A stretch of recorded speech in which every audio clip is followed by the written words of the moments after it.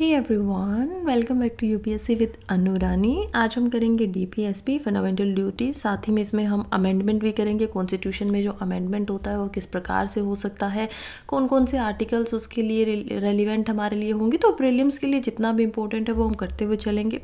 इसके बाद मैं आप लोगों को सेंटर स्टेट रिलेशन करवा के और एग्जीक्यूटिव करवाऊंगी नेक्स्ट वीडियो में, और उसके बाद हम सीधा पार्लियामेंट पे जंप मारेंगे। सो ऑलमोस्ट अगले 3 से 4 वीडियोज़ का हमारा ये शेड्यूल रहने वाला है।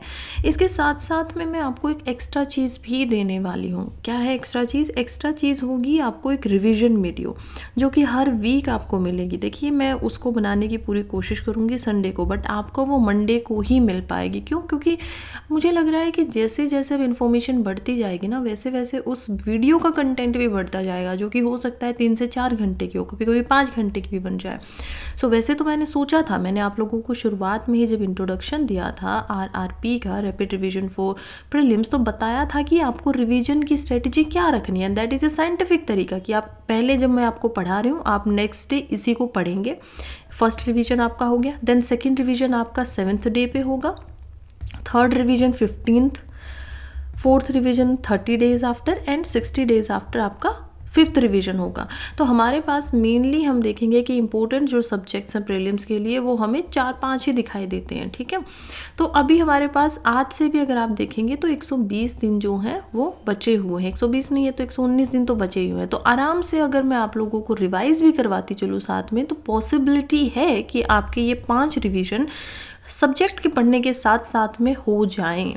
तो चलिए, मैं काम करूंगी कि ऐसा तो करवाने की पूरी कोशिश करूं, वरना जो सब्जेक्ट पढ़ा रही हूँ उसको तो एटलीस्ट 2-3 बार रिवाइज आपको करवा दूं, ये मैं सोच रही हूँ। वैसे मैं अगर खुद ब खुद रिवीजन करूँ तो बहुत कम टाइम लगेगा, लेकिन फिर मुझे लग रहा है कि मैं आप लोगों के ऊपर छोड़ूंगी। कोई कर पाएगा, कोई नहीं कर पाएगा, किसी को याद रहेगा, किसी को याद ही नहीं रहेगा कि मुझे रिविजन भी करना है। तो ये बहुत सारे बहाने इसमें आने की जो शंका है वो हो जाती है। तो कहीं ना कहीं जो आरआरपी का उद्देश्य है वो इसमें कम हो जाएगा। दैट्स वाई चलो साथ ही में करते हैं। एनीवे, आज एक बहुत इंपॉर्टेंट डे भी है। क्या डे है? आज 26 जनवरी है, और आज ही के दिन पे हमने हमारा जो कॉन्स्टिट्यूशन है उसको एक्चुअली में इन्फोर्समेंट के लिए हम लेकर आए थे। तो ये बहुत इंपॉर्टेंट है। संविधान को ही हम पढ़ रहे हैं। पढ़ा चुकी हूँ आप लोगों को पूरे कॉन्स्टिट्यूशन के बारे में, प्रियम्बल पढ़ा चुकी हूँ। पूरा कॉन्स्टिट्यूशन नहीं पढ़ा है तो एटलीस्ट प्रियम्बल जो है वो उसका आउटलाइन काइंड ऑफ में तो है ही, राइट। तो वहाँ से हमने देखा था कि हाँ ये तारीख है। लेकिन अभी आपको प्रियम्बल में जैसे दिया गया है 26 नवंबर 1949 की, तो आपको मुझे कमेंट में बताना है कि हमने 1949 में ही और 26 नवंबर को ही हमारे जो कंट्री है उसको संविधान क्यों नहीं दिया, रेदर देन हमने 26 जनवरी 1950 तक का इंतज़ार क्यों किया। तो इस सवाल का आप लोग मुझे जवाब देंगे। आई नो आसान सा सवाल है, आप लोग बता पाएंगे, और नहीं भी आता है तो कोई बात नहीं। आज 26 जनवरी है, गूगल पे सर्च कीजिए, आंसर निकालिए और लिखिए, सो दैट आप फिर कभी फ्यूचर में नहीं भूलेंगे उस चीज़ को। ठीक है, तो सारे क्या होंगे कि आपके माइंड में यादें जमेंगी कि हाँ आज तो 26 जनवरी थी। और हो सकता है थोड़ा बहुत टाइम मिले तो परेड वगैरह भी देख लेना। चलो अब मैं आगे बढ़ती हूँ, और हम स्टार्टिंग करेंगे डीपीएसपी से। फंडामेंटल राइट्स को हम ऑलरेडी कर चुके हैं, और आज ही में दोबारा से हम फंडामेंटल राइट को एक बार मैं फिर से आप लोगों को रिवाइज करवाऊंगी। टेक्निक वगैरह मैंने बताई थी कैसे याद रखना है। और देखो, अब जो मैं पढ़ा रही हूँ ना, मैं तो अपनी तरफ से पढ़ा के चली जा रही हूँ, लेकिन अब इनको याद रखने का पूरी रिस्पॉन्सिबिलिटी एक तो आप लोगों के ऊपर ही होगी, और इनको याद रखने का पूरा तरीका जो है वो सिर्फ और सिर्फ रिविजन है। There is no other technique जिससे हम इनको याद रख सकें। हाँ, थोड़ी बहुत हेल्प हो जाएगी, जैसे मैं अपनी कुछ आपको निमोनिक्स वगैरह बता दे रही हूँ, जो मैंने अपनी आपको जो है याद करवाने में जिनसे मदद ली है, तो वो मैं बता सकती हूँ। बट अगेन वो भी आपके किसी काम के नहीं होंगे अगर आपने रिपीटेड रिविजन नहीं किया है। तो अभी तो मैं आपको यही सलाह दूंगी, कॉन्स्टिट्यूशन का जो मैप आता है उसको अपने रूम में लगाइए। अब हम धीरे धीरे चल रहे हैं, लगभग 15 दिन हमें लग रहे हैं। अब जो मैं आपको रिवाइज करवाऊंगी कल के दिन में, वो सारे के सारे बहुत छोटा सा पार्ट, आपका जो मैप का इतना सा पार्ट होगा ना, मान लीजिए आपका मैप इतना बड़ा है, अभी तक हमने जो पढ़ा है वो इतना ही पढ़ाया है, तो आपको यही पढ़ना है बार बार। पहले आप ये पढ़ेंगे, फिर थोड़ा आगे जाएंगे। और मैं नहीं कह रही हूँ कि आपको सारे आर्टिकल रट्टे मारने, नहीं, जो इंपॉर्टेंट आर्टिकल्स है ना वो आपको याद रखने। और वो मैं एक बार लास्ट में भी, वैसे मैंने एक शेयर किया हुआ है PDF, जिसमें लगभग 100 आर्टिकल है जो बहुत इंपॉर्टेंट है टेलीग्राम चैनल पर, और वही आपको याद करने हैं।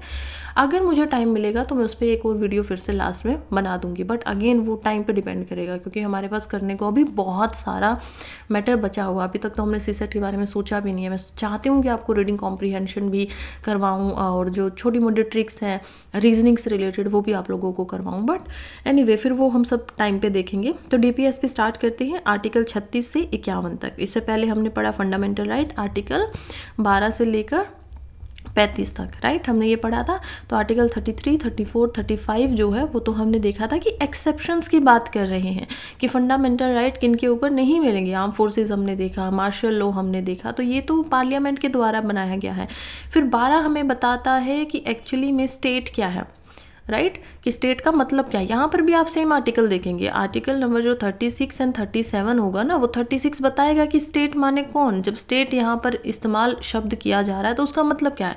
और आर्टिकल 13 बताएगा कानून का क्या मतलब है, कि लो जब यहाँ पर बार बार एक शब्द आएगा तो उसका मतलब क्या है। अब ये क्या चीज़ है, देखो इसमें क्या बताया जा रहा है ना, आपको बहुत सारी जगह पर कॉन्स्टिट्यूशन में ऐसा ही दिखाई देगा कि एक जगह पर स्टेट का मतलब कुछ और हो सकता है, एक जगह पर स्टेट का मतलब कुछ और हो सकता है।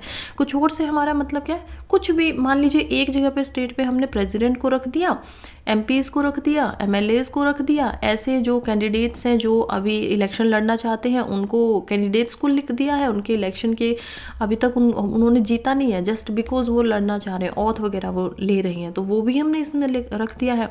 फिर हमने स्टैट्यूटरी या नॉन स्टैट्यूटरी बॉडीज़ को रख दिया है इसके अंदर। तो इस तरीके से फिर किसी में आपको दिखेगा कि हो सकता है सिर्फ प्रेसिडेंट आए या सिर्फ गवर्नमेंट आए, उन्हीं को उसका माना जा रहा हो।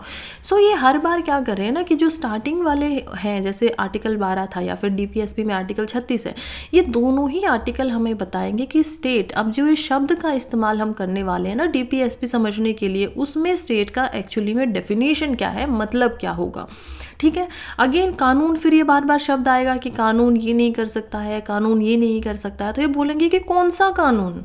हमने फंडामेंटल राइट्स में देखा था परमानेंट लॉ हो सकते हैं जो कि पार्लियामेंट ने बनाए हों, स्टेट लेजिस्लेचर वगैरह ने बनाए। फिर हमने टेम्परेरी कानूनों को देखा जो कि ऑर्डिनेंस हो सकते हैं, बाय लॉ हो सकता है, ऑर्डर हो सकता है, इवन कोई नोटिफिकेशन भी हो सकता है गवर्नमेंट का। फिर हमने देखा कि आर्टिकल 368 जो है वो कानून के अंदर फंडामेंटल राइट में नहीं आता है, राइट। तो अगर आपने 368 में के तहत पे भारत के संविधान में ही कुछ अमेंडमेंट कर दिया है तो वो नहीं माना जाएगा कानून, तो वो फंडामेंटल राइट को क्या कर सकता है, काइंड ऑफ ओवर रीच कर सकता है। बट अगेन फिर जो 1973 में केशवानंदी भारती केस है वो तो उस पर थोड़ा थोड़ा रिस्ट्रिक्शन लगाता है, बट उसको लॉ की कैटेगरी में नहीं रखा जाता है, ये हमें समझना है। चलिए, आई होप आप लोग रिलेट कर पा रहे होंगे। और अब हम करते हैं अपनी वीडियो की रियल शुरुआत। तो अब हो सकता है कोई आप में से नीचे लिख दे कि इतने टाइम पे वीडियो स्टार्ट हुई है, तो that's you are free to do, आप कर सकते हो। एनीवे, माहौल लाइट हो गया है, अब हम प्रॉपर सीरियस होकर पढ़ेंगे। सो सबसे पहले शुरुआत करते हैं 36 से। डेफिनेशन ऑफ स्टेट यहाँ पर बताई गई है कि स्टेट का मतलब क्या है। एक एक आर्टिकल को भी मैं आपको पढ़ाऊंगी, लेकिन अभी हम एक बार जस्ट रेलिवेंस इनका देख लेते हैं कि क्या यहाँ पर बोला जा रहा है, ठीक है। तो आर्टिकल 37 हमारा है जो कि बात करेगा कि पार्ट 4 के अंदर एनी कोर्ट ऑफ लॉ, जो कानून यहाँ पर बनेगा वो कौन सा इन्फोर्शिएबल नहीं होगा, कौन सा नहीं माना जाएगा। 38 बता रहा है सोशल, पॉलिटिकल, इकोनॉमिक जस्टिस के बारे में, यानी कि यहाँ से रियल जो हमारे डायरेक्टिव प्रिंसिपल ऑफ स्टेट की पॉलिसी है वो यहाँ से क्या हो जाती है, शुरुआत उसकी हो जाती है। वैसे DPSP हमने लिया कहाँ थे सा, तो DPSP एक्चुअली में इंस्ट्रूमेंट ऑफ इंस्ट्रक्शन जो 1935 में दिए गए थे ना, गवर्नमेंट ऑफ इंडिया एक्ट, याद करो, बिल्कुल शुरुआत वाली पहली और दूसरी वीडियो इन्हीं के ऊपर है। उसमें उन्होंने दिया था गवर्नर के लिए, यानी कि गवर्नमेंट के लिए, कि कैसे आपको चलाना है। सेक्रेटरी ऑफ स्टेट उस टाइम पे बन चुके थे, तो वो हम देख रहे हैं यहाँ पर कि यहाँ पर बात की गई है उसी से। DPSP का भी मतलब वही है कि स्टेट को ये बताना, फंडामेंटल राइट्स में क्या था कि स्टेट को रोकना कि आप कुछ अधिकारों पे, आप अपनी जो पावर है उनको ओवर रीच नहीं कर पाओगे, क्योंकि ये अधिकार हर इंसान के, इस पे आप चाहकर भी कोई कानून नहीं बना सकते हो। बना भी दोगे तो कौन है, सुप्रीम कोर्ट है ऊपर देखने के लिए, हाई कोर्ट है ऊपर देखने के लिए, तो वो वहाँ पर प्रोटेक्शन दी गई है। यहाँ पर वहाँ पर लिमिट की है शक्तियों को गवर्नमेंट की। यहाँ पर एग्जीक्यूटिव और लेजिस्लेटिव की, जो खासकर एग्जीक्यूटिव की जब हम बात कर रहे हैं, तो यहाँ पर शक्तियों को एक्चुअली में बढ़ाया गया है, एक इंस्ट्रक्शन उनको दिया गया, एक निर्देशन दिया गया है कि आपको क्या क्या काम करना है, किन किन कैटेगरीज को ध्यान में रखते हुए काम करना है। उसमें से पहला ही हमारा बात कर रहा है social, political and economic justice की। तो जो हमने प्रियम्बल में देखा है वो यहाँ पर आर्टिकल 38 में भी बात कर रहा है, और इसको लाने के लिए हम देखेंगे कि कैसे पार्लियामेंट फिर कानून बनाती है। फिर हम आर्टिकल 39 को देखते हैं जो कि बात कर रहा है प्रिंसिपल्स ऑफ पॉलिसी, यानी जब आप कोई नीति बना रहे हैं तो उसके क्या क्या प्रिंसिपल्स आपको रखने चाहिए, क्या क्या उसमें ध्यान रखना चाहिए। फिर हम देखते हैं आर्टिकल 39A को, जो कि अमेंडमेंट के बाद में डाला है, और ये आर्टिकल बात करता है फ्री लीगल एड की। ये सबसे इंपॉर्टेंट आर्टिकल मैं इसलिए कहना चाहूँगी क्योंकि ये मतलब आसान है ना याद रखना, तो ये नहीं भूलना चाहिए, इसमें आपको कोई ट्रिक नहीं कर देना चाहिए। वैसे भी अभी आर्बिट्रेशन के ऊपर बहुत सारी चीज़ें आ रही हैं, हम लगातार जो हमारा मामले हैं उनको कोर्ट तक ना ले जाने में, इतना ज़्यादा कोर्ट के ऊपर हमें पता है कि डिपेंडेंसी बढ़ रही है, इतना ज़्यादा बर्डन है केसेस को, तो आर्बिट्रेशन की तरफ जा रहे हैं। आर्बिट्रेशन का हब बनना चाह रहा है इंडिया, तो करंट अफेयर से जोड़ के भी फिर हमें समझ में आना चाहिए कि ठीक है ये आर्टिकल हमें याद रहेगा आगे से। 40 की बात करें तो बहुत इंपॉर्टेंट, अगेन ये बात कर रहा है ऑर्गेनाइजेशन ऑफ पंचायत की। हाँ, अगर आप में से बहुत सारे बच्चों को नहीं पता है तो पहले पंचायत होती तो थी बट फॉर्मल तरीके से नहीं होती थी। पंचायत तो देखो एंशिएंट इंडिया से चल रही है, ऐसा नहीं है कि पंचायत कभी थी ही नहीं, पंचायत का स्ट्रक्चर था भारत में, बट उसको फॉर्मल स्ट्रक्चर देना, उसको स्टेट के अंदर लेकर आना मॉडर्न इंडिया के अंदर में, खासकर जब हम इंडिपेंडेंस इंडिया की बात करते हैं तो वो हमारा अमेंडमेंट की वजह से हुआ है। लेकिन उससे पहले ही डाल दिया गया था कि देखो ऐसा करना तुम, ठीक है। तो जो पंचायत और म्यूनसिपैलिटीज़ की हम बात करते हैं तो 73rd and 74th amendment act जब आता है तो वो इसको फॉर्मलाइज कर देता है अलग अलग स्टेट के अंदर। फिर हम देखते हैं 41 को, जो कि बात कर रहा है वेलफेयर गवर्नमेंट। अब वेलफेयर गवर्नमेंट का क्या मतलब है, एक ऐसी गवर्नमेंट जो सभी का अच्छा चाहती हो, तो वेलफेयर हमें बनना है। देखो गवर्नमेंट जब आती है ना तो दो तरीके की गवर्नमेंट हो सकती है, एक पुलिस गवर्नमेंट हो सकती है। पुलिस का क्या मतलब है, पुलिस का सीधा सीधा मतलब ये हमारी पुलिस से मत लेकर चलिए, पुलिस का मतलब होता है कि एक्शन स्टेट, एक ऐसी स्टेट जो अपने आप को बचाने के लिए एक्शन करती रहती है, मारपीट कर लेगी, उनके ऊपर पावर को एक्चुअली में कोई रोकने वाला है ही नहीं, तो पुलिस स्टेट का मतलब हो जाता है वो। लेकिन वेलफेयर गवर्नमेंट का यहाँ पर ये मतलब होता है कि आप दूसरों के वेलफेयर पे ज़्यादा ध्यान देंगे, ना कि पनिश करने में, ना कि उनको रोकने में। क्योंकि हमने पढ़ा था ना फंडामेंटल राइट में, हमने पढ़ा है आर्टिकल जो हम देखते हैं यहाँ पर कि लिबर्टी की बात करता है, फ्रीडम ऑफ लिबर्टी की बात कर रहे हैं, आर्टिकल 16 से हम देखेंगे और आगे हम देख पाएंगे। तो वो क्या कह रहे हैं कि जब भी लिबर्टी शब्द आता है, चाहे वो प्रियम्बल में आ जाए, चाहे वो फंडामेंटल राइट में आ जाए, जब वो लिबर्टी किसी इंडिविजुअल के तहत में हम बात करते हैं ना, तो उसका मतलब ही ये होता है कि एक तो उसको आज़ादी मिलेगी, उसके ऊपर कुछ रिस्ट्रिक्शंस जो होंगे वो घटेंगे, दूसरा लिबर्टी की वजह से उसको खुद को, अपने आप को पूर्ण तरीके से डेवलप करने का मौका भी मिलेगा। तो an individual who can develop himself fully, उसको वो अपॉर्चुनिटी देना ही एक्चुअली में क्या है, उद्देश्य होना चाहिए वेलफेयर गवर्नमेंट का। तो ये हमें यहाँ पर समझ में आता है, जो कि क्या है आर्टिकल 41। देन 42, अब आपसे पूछा जा सकता है कि क्या वेलफेयर गवर्नमेंट का जो कॉन्सेप्ट है वो भारत के कॉन्स्टिट्यूशन में दिया गया है या नहीं दिया गया। ऑल्दो इतनी सिंपल लैंग्वेज नहीं होगी, पार्शली हो सकता है कि आपको बोल देंगे अकॉर्डिंग टू जो भी है, अकॉर्डिंग टू कॉन्स्टिट्यूशन आपके लिए वेलफेयर स्टेट जो है वो मैंशनड है या नहीं है टर्म। तो ये हमें याद रखना है कि हाँ मेंशन्ड है, और कौन सा आर्टिकल बात कर रहा है, 41 इसकी बात कर रहा है। देन आर्टिकल 42 को हम देखेंगे जो कि बात कर रहा है securing just and human work and maternity relief, यानी कि एक तो आपको इसमें थोड़ा सा दिखेगा कि देखो इंसानों के लिए जिस तरीके से इंसानियत के नाते से काम करने की सीमा होनी चाहिए ना, वैसे ही करवाओ। ऐसे मत करो कि बॉन्डेड लेबर यहाँ पर काम करें, या फिर अब आपने काम पे रख लिया तो उनको 12-12, 14-14 घंटे के लिए काम करवाओ। नहीं नहीं, जितना होना चाहिए ऐसे होना चाहिए कि 8 से 10 घंटे आप दे रहे हैं, उसके बाद में आप उनको पूरा का पूरा पैसा जिनका उतना बन रहा है उतना उनको दे रहे हैं। दूसरी बात, अगर कोई वूमन यहाँ पर काम करी है तो उनको, अगर वो कल को प्रेग्नेंट हो जाती है, उनको बेबी होता है, तो उनको मैटरनिटी रिलीफ मिलना चाहिए 5 महीने का, 6 महीने का। ऐसा नहीं है कि अब आप उनको काम से निकाल दोगे। तो इसमें क्या होगा, इसमें धीरे धीरे वुमन के साथ में हम देखेंगे कि एक डिस्क्रिमिनेशन होना शुरू हो जाएगा और उनको जॉब पे ही लोग कम रखेंगे। ऑल्दो ये अभी भी होता है, क्योंकि बहुत सारी जो वुमेन्स की रिक्वायरमेंट अभी भी, आप प्राइवेट अगर इंस्टीट्यूशंस में देखेंगे तो वहाँ पर देखने को मिलता है कि वो लोग चाहते हैं कि अनमेरिड वुमन ही ज़्यादा आए। रीज़न क्या है? ताकि मैटरनिटी रिलीफ कम देना पड़े, क्योंकि मैटरनिटी रिलीफ जब आप देते हैं तो आपको साथ साथ में उनको क्या करनी पड़ती है? पेमेंट भी देनी पड़ती है। ये गवर्नमेंट के रूल एंड रेगुलेशन है, बट एटलीस्ट आप गवर्नमेंट ऐसा नहीं कर सकती है। तो वो हम चलो प्राइवेट पे भी काम करेंगे कि वो ठीक है, किसी को मना तो नहीं कर सकते हैं कि हम आपको ले ही नहीं देंगे, लेकिन गवर्नमेंट इंस्टीट्यूशन की जब बात हो रही है तब हमें याद रखना है कि ये सब हमें प्रोवाइड करवाना ही करवाना, because who we are a welfare state. हम सभी का भला चाहने वाली गवर्नमेंट या स्टेट जो है वो बनना चाहते हैं। फिर 43 की बात करते हैं, जो कि बात कर रहा है फेयर वेजेस की। जितना काम किया उतना ही आपको क्या मिलना चाहिए? वेजेस मिलने चाहिए, पैसे मिलने चाहिए। और हो सके तो जो भी लोग काम करें उनको एक डिसेंट स्टैंडर्ड ऑफ लाइफ मिलनी ही चाहिए। क्यों? क्योंकि हमने फंडामेंटल में भी देखा ना, राइट में भी, कि हमारा इंसानी तौर पे एक अधिकार ये होता है, ह्यूमन राइट बोल लो, नेचुरल राइट बोल लो, फंडामेंटल राइट बोल लो, कि हमें डिग्निटी से जीने का अधिकार तो है ही हर इंसान को। और क्योंकि वो इंसान है, सिर्फ इसी वजह से उनको वो अधिकार मिल जा रहे हैं, क्योंकि हमारे अंदर क्या है? सोचने समझने की बुद्धि है। तो ये सब अब ये अलग एक डिबेट जाती है कि ये तो एनिमल्स को भी कुछ राइट होने चाहिए, वो एक बिल्कुल अलग डिबेट है। हम उस पर कभी बाद में चर्चा करेंगे भी, टाइम मिलेगा, एनवायरनमेंट पढ़ेंगे तो उस पर देखेंगे भी। लेकिन फिलहाल के लिए क्या बात है कि जस्ट आपको एक ह्यूमन बीइंग होने की वजह से ये जो एक डिसेंट स्टैंडर्ड ऑफ लाइफ है ये तो मिलना ही चाहिए। और गवर्नमेंट अगर आपके ऊपर बैठी है और वो कह रही है कि मैं वेलफेयर गवर्नमेंट हूँ, तो उसका उद्देश्य होना चाहिए कि वो सबको ये प्रोवाइड करवा पाए। फिर हम देखेंगे 43A को, वर्कर पार्टिसिपेशन इन मैनेजमेंट। तो ये वही कॉर्पोरेशन सोसाइटीज़ की बात हो रही है कि जहाँ पर आप मैनेजमेंट करें उनमें किसी वर्कर का भी पार्टिसिपेशन देना चाहिए। अगेन ये अमेंडमेंट से इसमें डाला गया है। चलिए फिर हम देखेंगे 43B को, जो कि प्रमोशन ऑफ कोऑपरेटिव्स की बात कर रहा है। 43A हमने अमेंडमेंट में देखा, जो कि क्या बोल रहा है? 43A को एक्चुअली 42nd अमेंडमेंट एक्ट में डाला गया था। तो इंदिरा गांधी जी जब थी तो उन्होंने काफ़ी सारी DPSP में बदलाव किया था, जिसमें उन्होंने 48A को भी डाला, फिर उन्होंने 43A-B इसको भी डाला, फिर 39 जो मैंने आपको A पढ़ाया वो क्या बात कर रहा है? वो बात कर रहा है फ्री लीगल एड की। तो वो भी इंदिरा गांधी के द्वारा 42nd अमेंडमेंट जब हुआ था 1976 का, तभी उन्होंने इसको DPSP में एक्चुअली में अमेंड करके डाला था।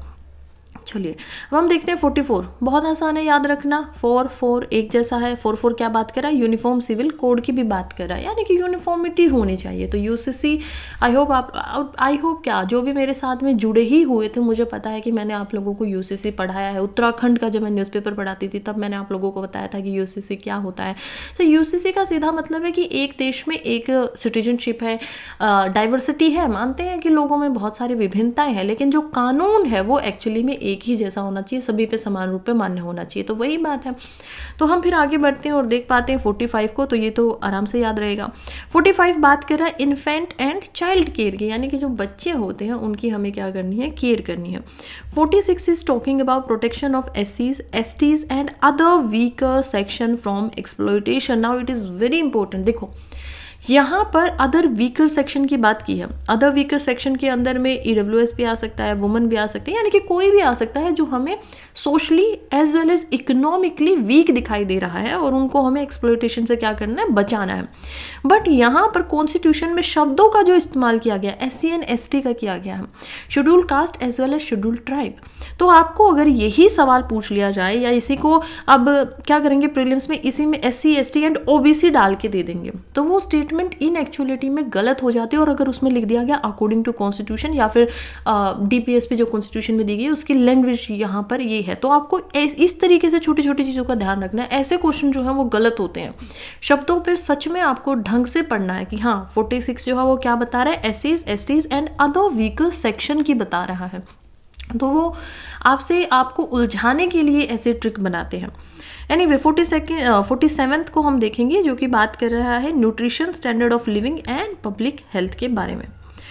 आर्टिकल 48 बोल रहा है scientific, agricultural and animal husbandry, उसको भी हमें प्रमोट करना है। Article 48A again Indira Gandhi के द्वारा इसको डाला गया था। Environment and wild life protection की भी ये बात कर रहा है। तो PYQ इससे पूछे गए हैं, तो ये आपको याद रखना है। 49 यहाँ पर पूछ रहा है protection of monument and places and object which have national importance. तो ये पता है बिल्कुल सेम टू सेम यही क्वेश्चन दे दिया गया PYQ में, और बोला गया कि ये एक्चुअली में किस किस में आता है? फंडामेंटल ड्यूटीज़ में क्या ये है, या फिर किसी ऑब्वियसली कानून तो बने हैं, आर्कियोलॉजिकल सर्वे ऑफ इंडिया बना, उसके तहत में हमने एंशियंट जो मटेरियल है, रिमेन्स है, वो एक्ट हमने बनाया प्रोटेक्शन के लिए, तो वो तो अलग बातें हैं। बट कॉन्स्टिट्यूशन में ये कहाँ कहाँ पे मिलता है, तो ये देखिए आप डीपीएसपी के अंदर सरकार को बोला गया, आप फंडामेंटल राइट इंसानों को कैसे बोलेंगे, हाँ आपको प्रिजर्व करने की कोशिश करनी चाहिए, सॉरी ड्यूटीज़ में, लेकिन आप डीपीएसपी में सरकार को ही बोलेंगे ना कि देखिए नेशनल इंपॉर्टेंस की चीज़ें अब उनके पास प्रिजर्व करने के लिए आपके पास पैसा है, आप लगा सकते हैं, टैक्स आप लेते हैं, आप उनको टूटने फूटने नहीं देंगे, टाइम पे उनकी मरम्मत करवाते रहेंगे, अच्छे से सफाई वगैरह का ध्यान रखेंगे, तो ये ज़्यादा लंबे समय तक चलेंगे। तो इस तरीके से आप याद रख सकते हैं। आर्टिकल 50 बात कर रहा है जुडिशरी की। अब ये भी एक बहुत इंपॉर्टेंट आर्टिकल हो जाता है। देखिए 50 कह रहा है कि judiciary should be separate from the executive. अब जब सेपरेशन की बात होती है ना, तो हमें पता है कि हमारे संविधान में legislation plus executive, legislature and executive, यानी कि MPs and ministers and prime minister, तो काउंसिल ऑफ मिनिस्टर प्लस जो हमारे प्राइम मिनिस्टर है प्लस हमारे जो प्रेसिडेंट है, ये एक्चुअली में एक साथ ही बैठते हैं। अगर प्रेसिडेंट को छोड़ दिया जाए, उनका ऑफिस अलग है, बट आप देखेंगे ना कि लोकसभा में बैठते हैं तो ये अलग नहीं है। और क्योंकि ये एक ही साथ बैठते हैं पार्लियामेंट के अंदर, तो जो हमारी गवर्नमेंट होती है वो रिस्पॉन्सिबल भी होती है किसके प्रति, लेजिस्लेचर के प्रति, parliament in general and Lok Sabha in specific. तो ये हमें याद रखना होगा, ठीक है। तो हमारे कॉन्स्टिट्यूशन में कौन सा ऐसा आर्टिकल है जो बता रहा है कि जुडिशरी जो है वो एग्जीक्यूटिव से सेपरेट ही रहेगी, तो सेपरेशन की यहाँ पर बात की जा रही है, राइट। तो ये भी हमें याद रखना है कि हाँ ये स्टेटमेंट ऑब्वियसली कॉन्स्टिट्यूशन में है and article 50 is telling that. चलिए अब हम देखते हैं आर्टिकल 51 को। कह रहा है the state shall promote international peace and security. फिर से ये क्वेश्चन ऐसे ही आपको कंफ्यूज करने के लिए आएंगे, क्योंकि आर्टिकल 51 यहाँ पर है, डीपीएसपी है, तो फिर फंडामेंटल ड्यूटीज़ हैं, तो आपको यही कंफ्यूज किया जाएगा कि इनमें से कौन सी है जो कहाँ कहाँ पे हमें मिलता है। वैसे ये आसान सवाल थे, पहले आते थे 80s में 90s में, अब पिछले कुछ समय से ऐसे नहीं भी आ रहे हैं, तो हो सकता है कि 10 साल में दोबारा से पूछ लिया जाए कंफ्यूज करने के लिए। तो आपको याद रखना है, देखिए पीस एंड सिक्योरिटी एक इंसान तो कैसे ही कर पाएगा, मतलब मैं एक सिटीजन हूँ, मैं कैसे इंटरनेशनल पीस रख पाऊंगी। हाँ ठीक है, हेट्रेड हम कम कर सकते हैं, डोल, वो सारी चीज़ें हैं, बट प्रैक्टिकल वे में तो हम नहीं कर सकते ना। तो कौन कर पाएगा, स्टेट कर पाएगा, गवर्नमेंट कर पाएगा। तो ये 51 हमें याद रखना है। चलिए यहीं पे हमारी जितनी भी डीपीएसपी है वो ख़त्म हो जाती है। तो मैंने आपको बताया था ना 36 से 51 है, और 36 और 37 को अगर आप छोड़ भी देंगे तो लो एंड उसको हम छोड़ेंगे तो पाएंगे कि 38 से लेके 51 तक की हमारी डीपीएसपी एक्चुअली में बन जाती है। इन्हीं में अमेंडमेंट वगैरह होकर कुछ डीपीएसपीज़ को यहाँ पर डाला भी गया है। अब हम देखते हैं कि इन्फ्लुएंस कहाँ से है। इन्फ्लुएंस हमें देखिए सबसे पहले समझ में आता है कि कॉन्स्टिट्यूशन ऑफ आयरलैंड। तो आयरलैंड का जब संविधान बनता है, एक्चुअली वो भी इन्फ्लुएंस था स्पेनिश से, तो उन्होंने स्पेनिश से लिया, स्पेन से लिया, फिर हमने आयरलैंड से ले लिया। तो एक तो हमने डीपीएसपी का कंसेप्ट ही लिया है यहाँ से, दूसरा इसका इन्फ्लुएंस हमने गवर्नमेंट ऑफ इंडिया 1935 से भी लिया है। कुछ चीज़ें जो इंस्ट्रक्शन ऑफ इंस्ट्रूमेंट था वहाँ से भी उठाई हैं। फिर हमने गांधीयन फिलोसफीज, अब आप आगे पढ़ेंगे ना, अभी तो मैंने आपको सारी एक से लेके सारी की सारी जो डीपीएसपी थे वो समझा दी 36 से 51 तक, बट अब हम इनको कैटेगराइज भी कर सकते हैं। ऐसा क्यों समझाया मैंने, क्योंकि कॉन्स्टिट्यूशन में कैटेगराइज नहीं है, कॉन्स्टिट्यूशन में ऐसे ही लिखी हुई है 36, 37, 38, 39, 40। लेकिन जब हम पढ़ते हैं, जब हमें मेंस के लिए पढ़ना होता है, जब हमें प्रीलिम्स के लिए पढ़ना होता है, तो कुछ जो पॉलिटिकल साइंटिस्ट है उन्होंने इनको एक्चुअली में कैटेगराइज कर दिया है 3 कैटेगरी के अंदर। क्या क्या कैटेगरी है उसमें से, एक तो गांधीयन आ जाता है, देन सोशलिस्ट आ जाता है, देन लिबरल आ जाता है। तो हम एक एक करके अब समझेंगे कि इनमें से कौन सी लिबरल है, कौन सी इनमें से सोशलिस्ट है, कौन सी इनमें से जो है वो गांधीयन है, क्या क्या गांधी का वो है। देखिए अब मैं इसके लिए आपको ट्रिक भी बताऊंगी कि याद कैसे हमें रखना है, राइट।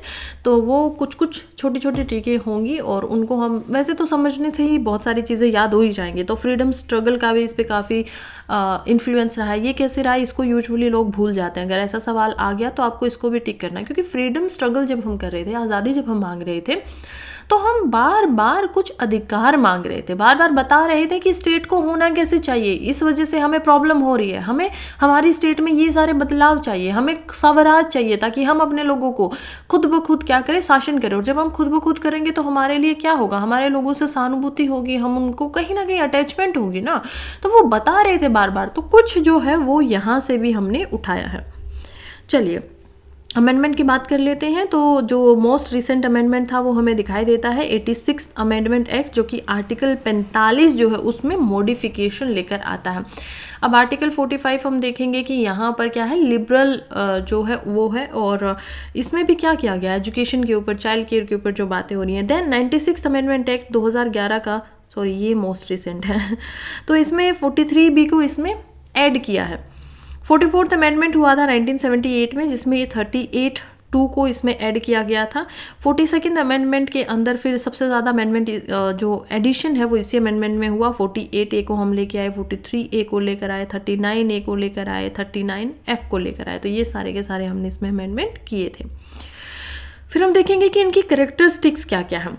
देखिए वही वेलफेयरिस्ट स्टेट बन जानी चाहिए। आइडिया जो है स्टेट के द्वारा इन सभी को, ये आइडल्स हैं सच में। अगर इनमें देखे जाए तो बहुत सारे ऐसे पॉलिटिकल साइंटिस्ट हैं जिन्होंने बोला भी है कि डीपीएसपी क्योंकि नॉन इन्फोर्शिएबल है, क्योंकि लीगली आप उनको, एक्चुअली इन्फोर्शिएबल तो है, नॉन जस्टिशिएबल है, आप उनके लिए जस्टिस लेने के लिए कोर्ट में नहीं जा सकते। आज हमें पता है कि इक्वल पे, इक्वल वेज जो है वो मिलना चाहिए, लेकिन आज भी आप देखेंगे चीप लेबर के चक्कर में यहाँ पर नहीं मिल पाता उतना। तो वो नहीं है कि वो इंसान इनको जाके अब कोर्ट में खड़ा हो जाए कि देखिए जो डीपीएसपी में लिखा गया है, ऐसा नहीं होता है। क्यों? क्योंकि इसके भी कारण है, वो हम आगे पढ़ेंगे कि ऐसा क्यों नहीं हो पा रहा है, कि इनको जस्टिसेबल क्यों नहीं बना दिया गया, ऐसे स्टेट के ऊपर क्यों छोड़ दिया गया है कि आप धीरे धीरे आराम से इसको करते रहिएगा।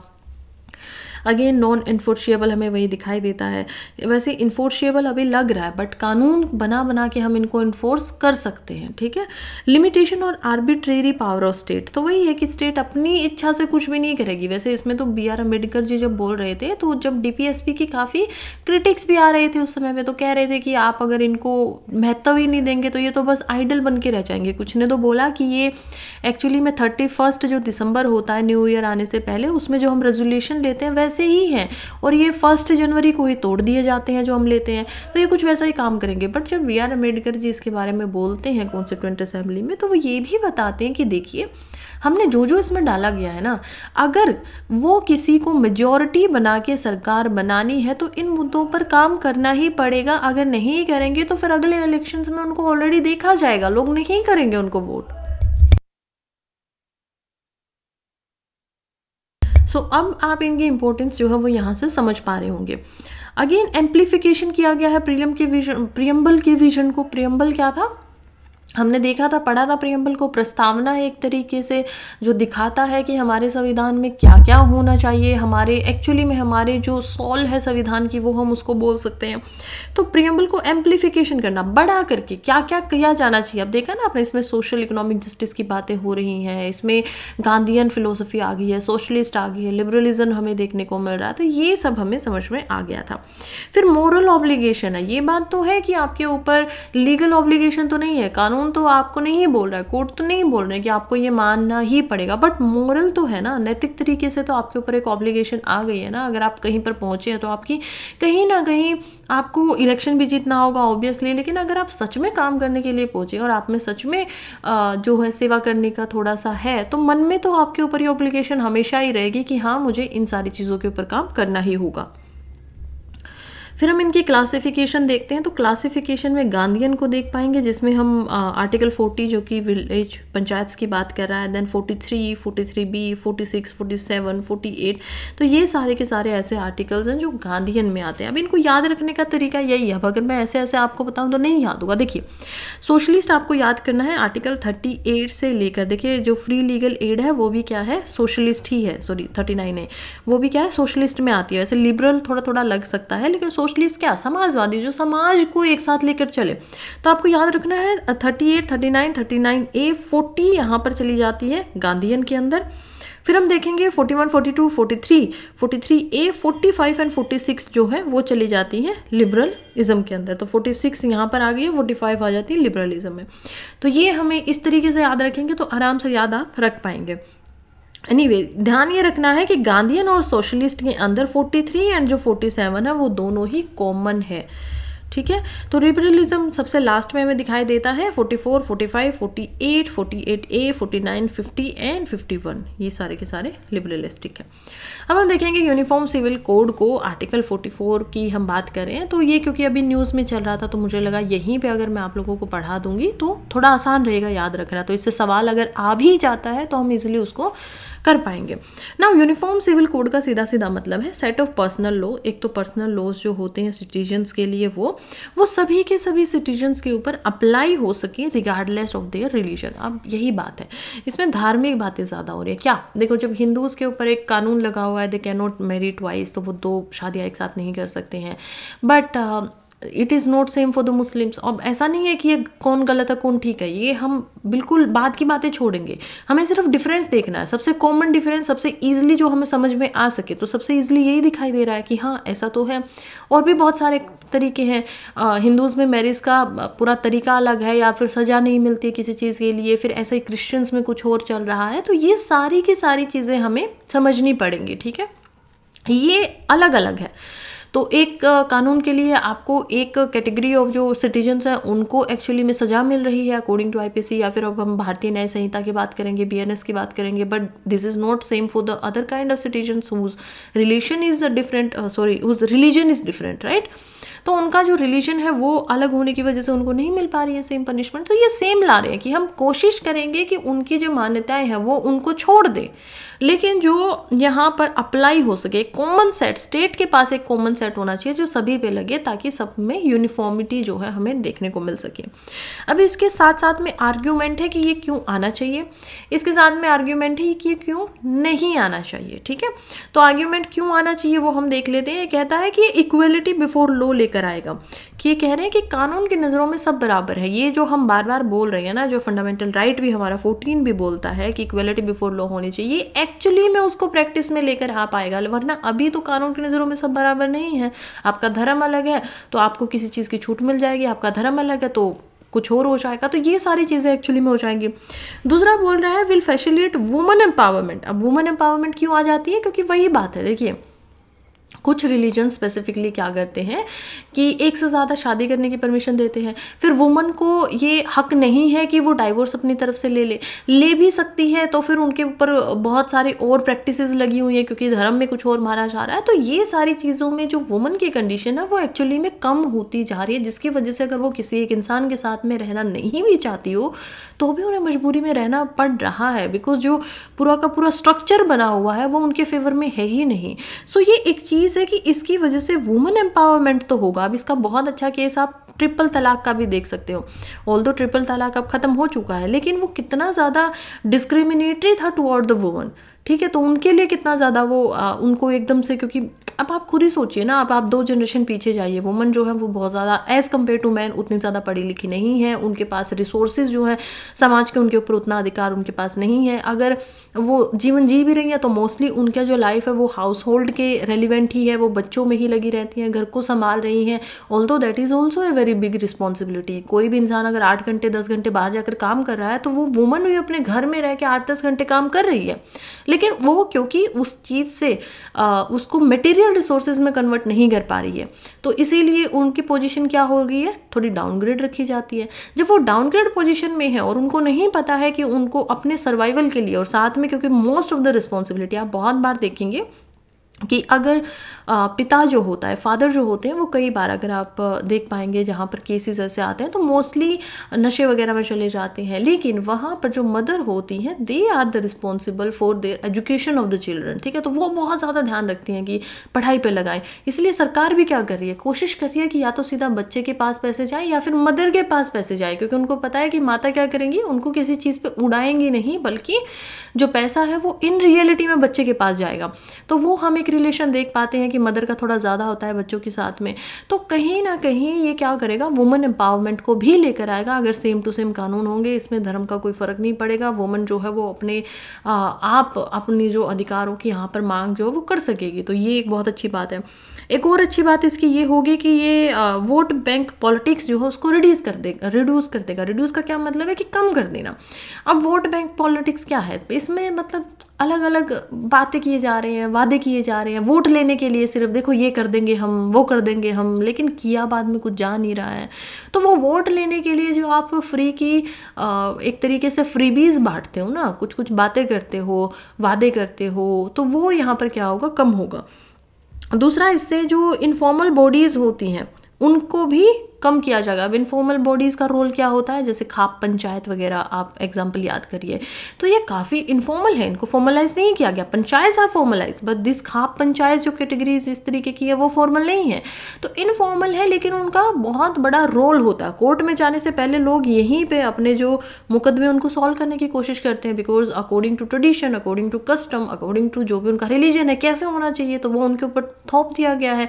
तो ये काफ़ी सारे ऐसे केसेस हैं कि खाप पंचायत की वजह से कोई दो इंडिविजुअल थे हु वर इन लव और वो मैरिज करना चाहते थे, बट बिकॉज देयर जो कास्ट है या फिर हो सकता है कि उनके सरनेम वगैरह, तो बहुत सारी ऐसी चीज़ों की वजह से उनको मार ही दिया जाता था। तो ऐसे बहुत सारे केसेस हैं, उठा के देख लीजिए आप, अनलिमिटेड अगर मैं आपको बोलूँ तो इतने सारे केसेस यहाँ पर हमें दिखाई दे जाएंगे। तो इनका रोल घटेगा, ठीक है, क्यों हम ये देखेंगे क्योंकि एक ही कानून है, सबके ऊपर लागू हो रहा है, वो प्राइवेट जो है वो मैटर ही ख़त्म हो गया अभी, तो ये इसका एक अच्छी बात है। दूसरा ये है कि मॉडर्नाइज करने में सोसाइटी को हेल्प करेगा। अब रिलीजन को जब हम थोड़ा सा पीछे रखेंगे और साइंटिफिक माइंडसेट को थोड़ा सा आगे रखेंगे, तो सीधी बात है कि मॉडर्नाइजेशन की तरफ हम बढ़ेंगे। अब मुझे एक बहुत अच्छा ना इंस्टेंट यहाँ से याद आ रहा है, आई नो थोड़ा टॉपिक से डाइवर्ट हो जाएगा, लेकिन समझने के लिए समझिएगा इस चीज़ को। I am not saying that religion are bad या गलत होते हैं, बहुत अच्छे हैं। सोसाइटी को एक होल्ड में रखने के लिए एक फॉर्मलाइजेशन जो हमने बनाया है, एक समाज बनाया है हमारे सर्वाइवल के लिए, सो दैट हमारी जो स्पीशीज़ है वो आगे बढ़ती जाए, रिलीजन इज़ मस्ट। ऐसा नहीं है कि उसको छोड़ दिया जा सकता है, बट द पॉइंट इज़ गड़बड़ वहाँ से होती है जब रिलीजन में भी करप्शन आती है। गड़बड़ वहाँ से होती है जब रिलीजन में भी हम देख पाते हैं कि हम सच में उन चीज़ों से जुड़े रहते हैं जो उस समय पे इम्पोर्टेंट थी बट आज नहीं है। एग्जाम्पल अगर मैं आपको दूं तो आप सोचिए कि एक टाइम ऐसा था एंशिएंट इंडिया के टाइम में भी, वेदास से भी जब हम थोड़ा सा पहले जाएंगे या वेदास के टाइम में भी देखेंगे, ऋग वेदा टाइम में, पोस्ट वैदिक वेदा में, 3 वेदाओं में ही 4 वेदा है ना, 4 वेद है हमारे पास में, तो 4 वेद में से जो ऋग वेदा है वो सबसे पहले लिखा गया है। अगर आप उन्हीं में डिफरेंस देखेंगे तो देख पाएंगे कि ऋग वेद के जो समय का काल है, जो टाइम है, उस समय पे क्या चलता था कि सूर्य को या जो प्राकृतिक गॉड एंड गॉडेसेस उनको बहुत ज़्यादा इंपॉर्टेंस दी जाती थी, राइट। तो हम देखेंगे सन, मून, ये सारे बहुत इंपॉर्टेंट है। इंद्र यानी कि जो बारिश कर रहे हैं, बिकॉज इनसे हमें डायरेक्टली क्या कर रहा था, इम्पैक्ट हो रहा था। फिर टाइम बदला तो डिफरेंट गॉड्स आ गए। आज आप सूर्य देव को या इनको इतना नहीं मानेंगे, बट आप दूसरे भगवानों को मान रहे हैं। तो गॉड, मैं सिर्फ इसीलिए एक एग्जांपल देने की कोशिश कर रही हूँ, इसमें कुछ क्रिटिसिज्म मत लेना, अपने दिमाग को थोड़ा खोलना, समझने की कोशिश करना, ठीक है।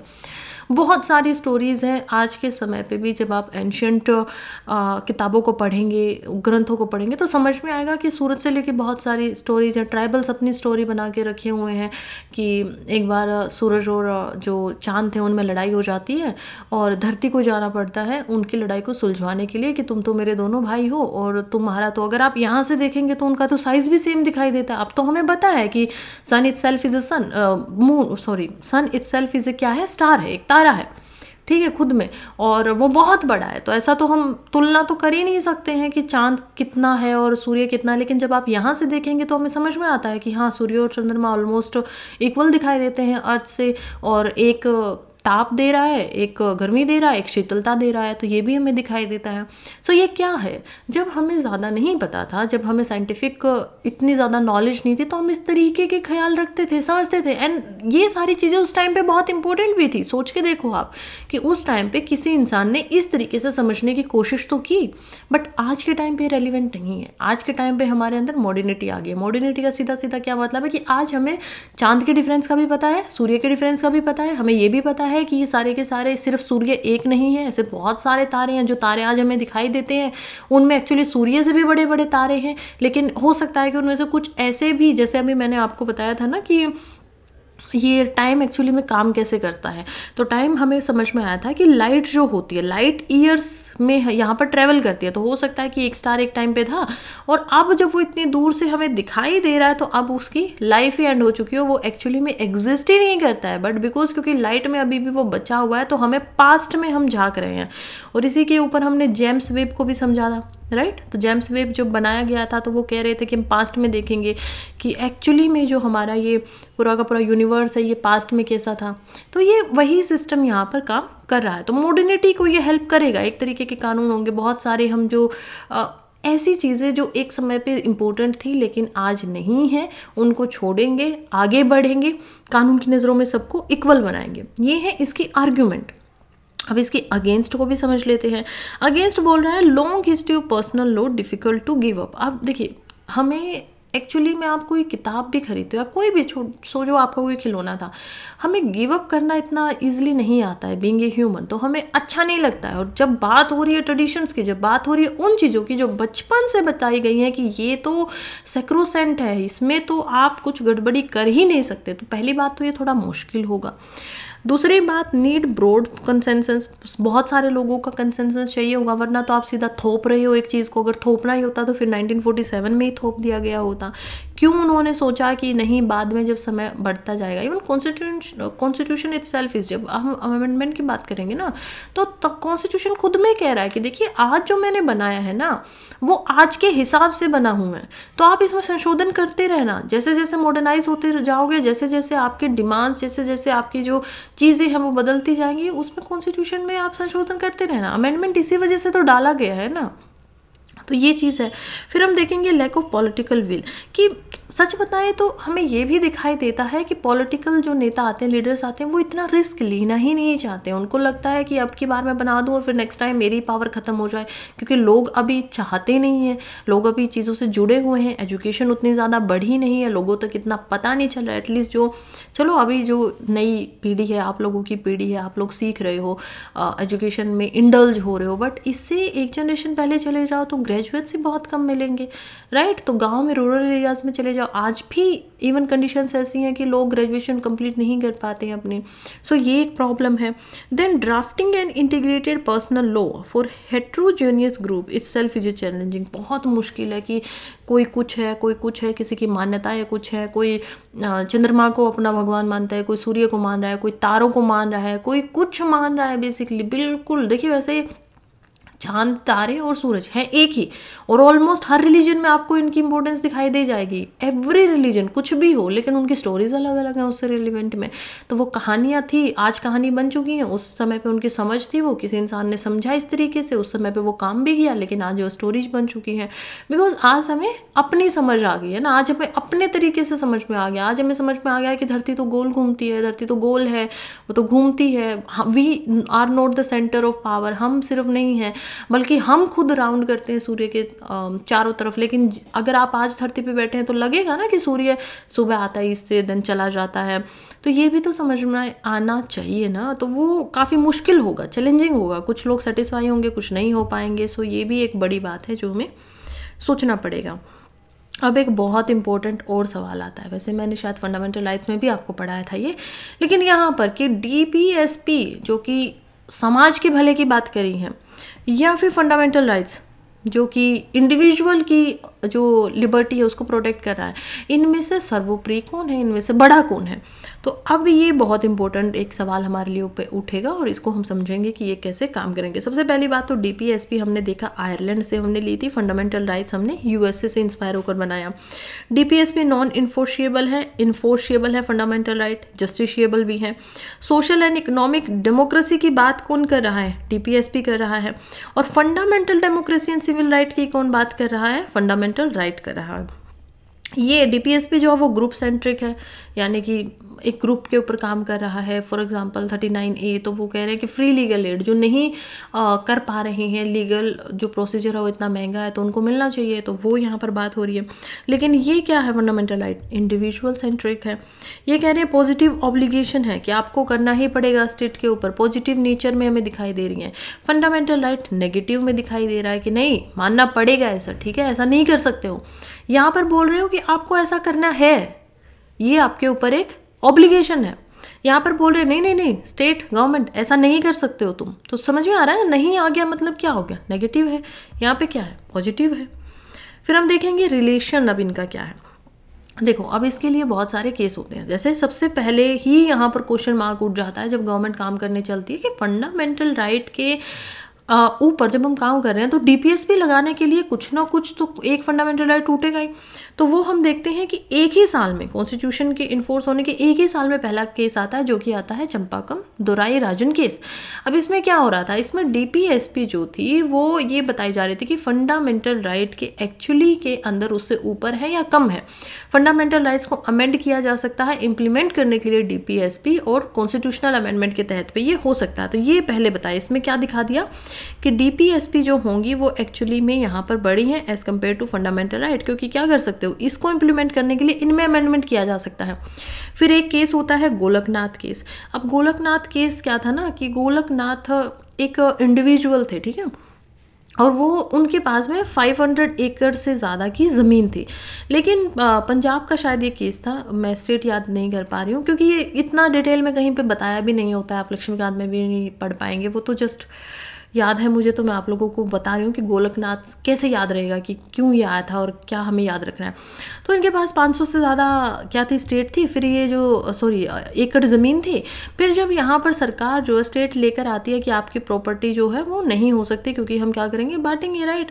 तो उन्होंने बोला कि 30 एकड़ से ज़्यादा आप ज़मीन जो है आपकी प्राइवेट नहीं हो सकती, और जो होगी अब किसकी होगी, गवर्नमेंट की होगी। तो ये क्या करते हैं, 1967 में जाते हैं सुप्रीम कोर्ट में।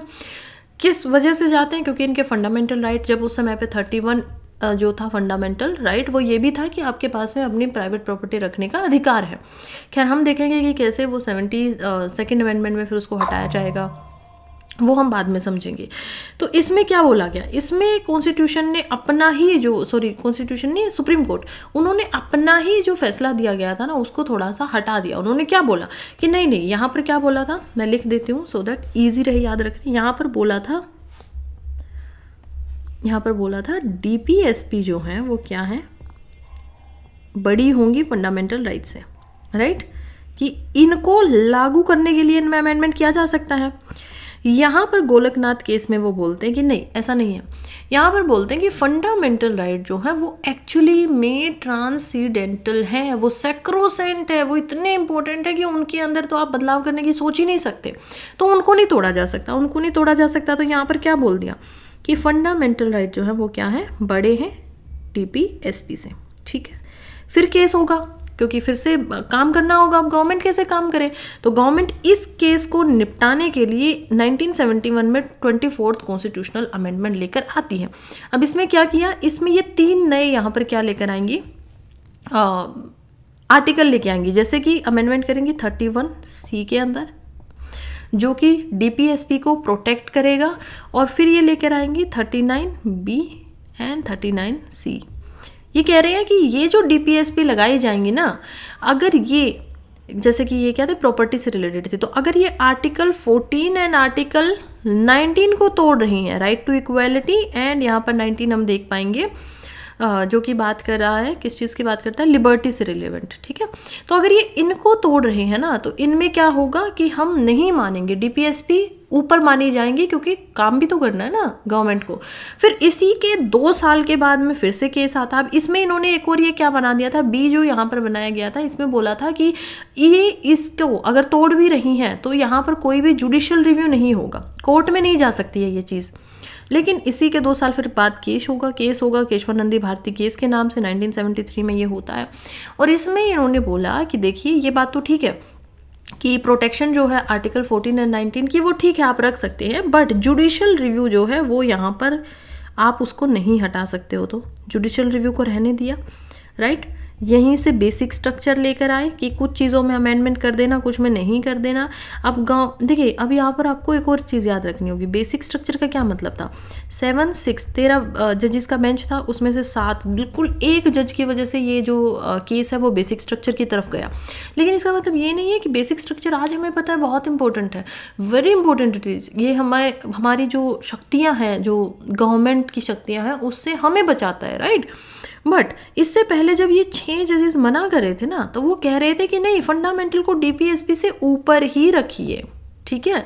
इन्होंने बोला कि नहीं, यहाँ पर इन्होंने बोला था कि फंडामेंटल में अमेंडमेंट हो ही नहीं सकता, फंडामेंटल राइट्स में आप उनको किसी भी तरीके से नहीं तोड़ सकते हो।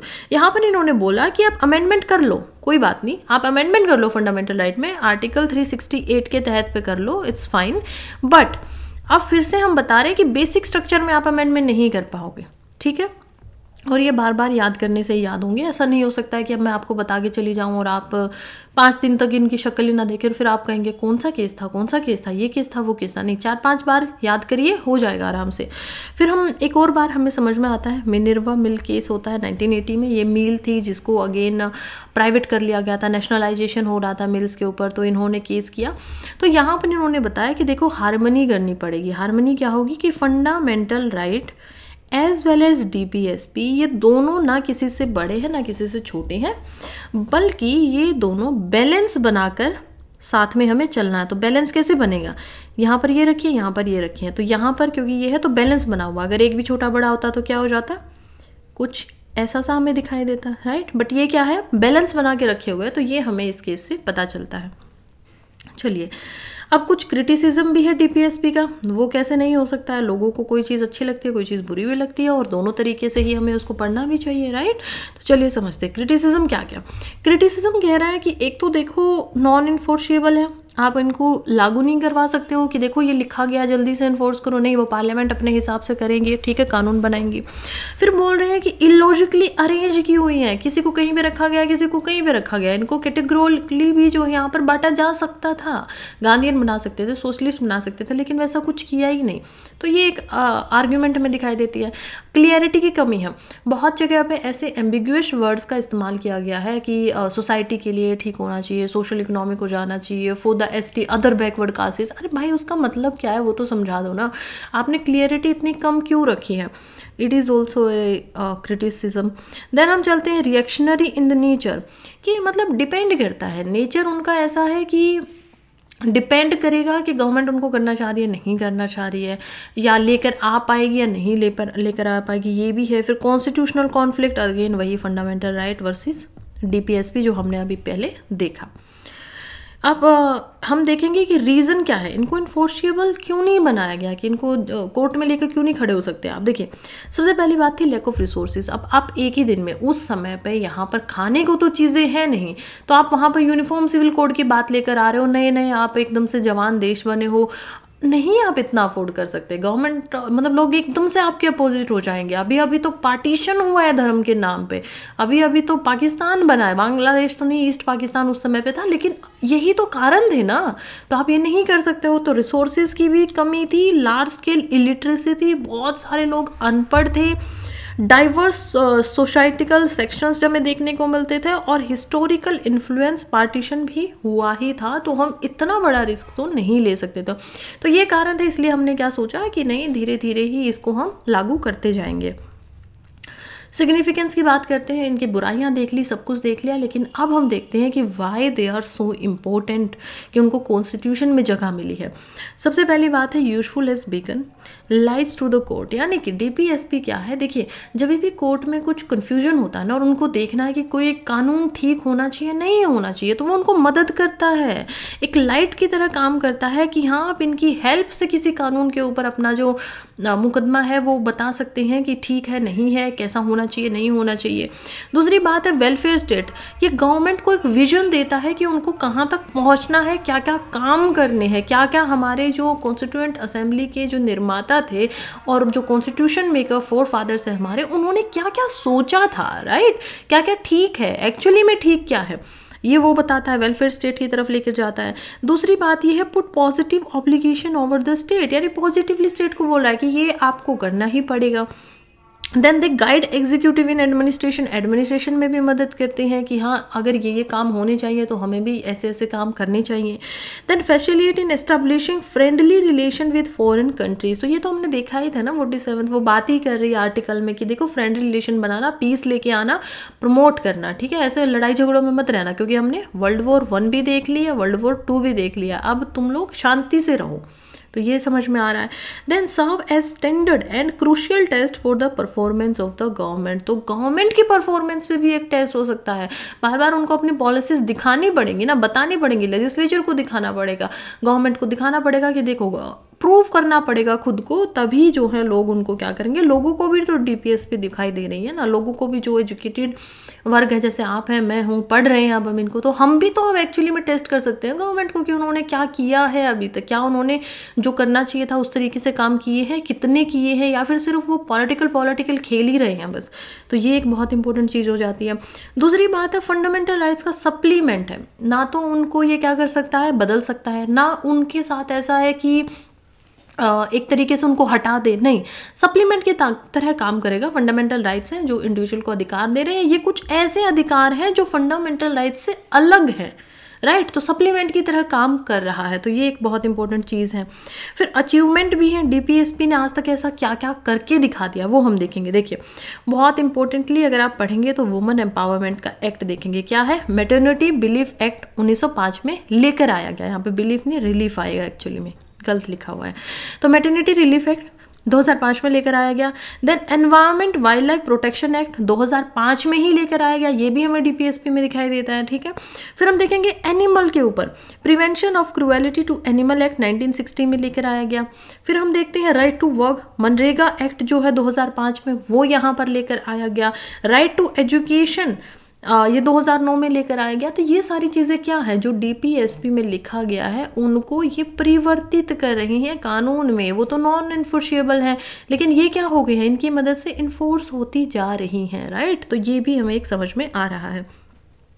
फिर हम देखेंगे कि कुछ ऐसे डायरेक्टिव हैं जो डीपीएसपी में तो नहीं है, यानी पार्ट 4। अच्छा, अब एक और ट्रिक बताती हूँ आपको।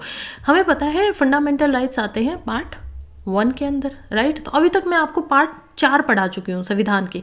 तो अब देखिए, जब मैं पार्ट्स पढ़ाती हूँ ना, तो पहले पार्ट में हमने पढ़ा था यूनियन एंड टेरिटरी, दूसरे में हम देखेंगे सिटीजनशिप को, तीसरे में हमने देखा फंडामेंटल राइट को, और फोर्थ पार्ट, हमारे कॉन्स्टिट्यूशन के टोटल कितने पार्ट है, 25 पार्ट है, उसमें से चौथे पार्ट में हमने आज डीपीएसपी को भी पढ़ लिया। जब डीपीएसपी और प्लस में हम फंडामेंटल ड्यूटीज़ को भी देखेंगे, तो जब हम इनको पढ़ते हैं ना, तो आपको याद रखना है डीपीएसपी 4 शब्द है, पार्ट 4 है। तो इजी सी ट्रिक है, दिमाग में 1-2 बार रिवाइज करेंगे तो डल जाएगी, और आप आराम से फिर इसको हमेशा याद रखेंगे। तो बहुत आसान सवाल इससे गलत हो सकता है, तो उससे हम बचेंगे, इसलिए हम इस तरीके से इसको याद रखेंगे, ठीक है। यहाँ पर अगेन क्या क्या बातें की जा रही हैं, जैसे कि देख पाएंगे तो हम देख पाएंगे कि कैसे यहाँ पर आर्टिकल 335 की बात हुई है, जो आउटसाइड हमें दिखाई देते हैं। आर्टिकल 350 की बात करें, आर्टिकल 351 की बात करें। अब इसमें क्या है, राइट टू वोट वगैरह के दिए गए हैं, अडल्ट सफरेजेस वगैरह दिए गए हैं। तो ये सारी चीज़ें हैं जो हमें दिखाई देती हैं यहाँ पर। अब एक और फंडामेंटल ड्यूटी है जो हमें पढ़नी है, जो कि क्या बात कर रही है, आर्टिकल 51A। तो ये डीपीएसपी खत्म हो जा रही है, यहाँ पर फंडामेंटल ड्यूटी है। एक ही आर्टिकल है, 51A करके अमेंडमेंट करके इनको डाला गया है। 42nd amendment again Indira Gandhi जो है 1976 में इसको डालवाती हैं, और इसके अंदर उन्होंने शुरुआत में 10 ड्यूटीज़ को लिखा गया है। तो हम कैसे याद करेंगे, 51A, यहाँ पर A B C D E F G ऐसे कर करके इनके जो क्लोजेज है उनको हम पढ़ते रहेंगे, ठीक है। चलिए इसको भी देखते हैं। सबसे पहले और इम्पोर्टेंट बात, ओरिजिनल कॉन्स्टिट्यूशन में नहीं थी, अमेंडमेंट के द्वारा डाली गई है। बेस्ड किसके ऊपर थी, तो बेस्ड ये थी सौन सिंह कमेटी की रिकमेंडेशन के ऊपर, ठीक है। तो सौन सिंह कमेटी जो होंगी उन्होंने रिकमेंड किया, सुझाव दिया कि हमारे यहाँ पर भी फंडामेंटल ड्यूटीज़ होनी चाहिए, तो इनको लेकर आया गया, ठीक है। कब बनी थी ये, 1976 में बनाई गई थी। 10 ड्यूटीज़ इन्होंने रिकमेंड किया था कि 10 ड्यूटीज़ हैं उनको पार्ट जो 4A है वो भी अमेंडमेंट करके एक और पार्ट डाला गया था, उसके आर्टिकल 51A के अंदर में रखो, और इसी को कर भी दिया गया। इवन कुछ ऐसी ड्यूटीज़ थी जो सौन सिंह कमेटी ने रिकमेंड की थी जो नहीं मानी थी, और इसी पे शायद पिछले साल ही जो एक क्वेश्चन है वो बना दिया गया था, जैसे कि पे टू टैक्स, कि टैक्स जो है उसको पे करने की फंडामेंटल ड्यूटी हमारी है, नहीं है, याद रखना है। नॉन कॉम्प्लायंस, अगर आप ड्यूटीज़ को नहीं मानेंगे तो आपको कॉन्स्टिट्यूशन में आपको सजा दी जाएगी, वो भी नहीं है। ये सब चीज़ें इनकी नहीं मानेगी, 10 को मान लिया गया। फिर हम देखते हैं 86th कॉन्स्टिट्यूशनल अमेंडमेंट होता है 2002 में, जिसमें एक और फंडामेंटल ड्यूटी को जोड़ा गया था। तो ये भी हम अब पढ़ेंगे, एक एक करके पढ़ लेते हैं। 11 है, यहाँ पर 1 2 3 आप लोगों की सुविधा के लिए लिखा गया है, अदरवाइज कॉन्स्टिट्यूशन में हम A B C D इस तरीके से इनको देखते हैं। तो 1 यानी कि A जो है वो क्या बात करिए, abide by the constitution and respect national flag and national anthem. तो एक तो आपको कॉन्स्टिट्यूशन को मानना है, दूसरा जो हमारा नेशनल फ्लैग है हमारा जो ध्वज है तिरंगा, उसकी आपको रिस्पेक्ट करनी है। हमारा जो नेशनल एंथम है उसको भी आपको मानना है, उसकी रिस्पेक्ट करनी है। देन यहाँ पर आता है follow idols of the freedom struggle, यानी कि जो एक लक्ष्य थे, एक जो तरीके की बातें की गई थी फ्रीडम स्ट्रगल के अंदर में, तो उनको भी आपको फॉलो करना है और चेरिश करना है, खुश होना है। ऐसा नहीं है कि उनमें आप बार बार कटाव करते रहेंगे।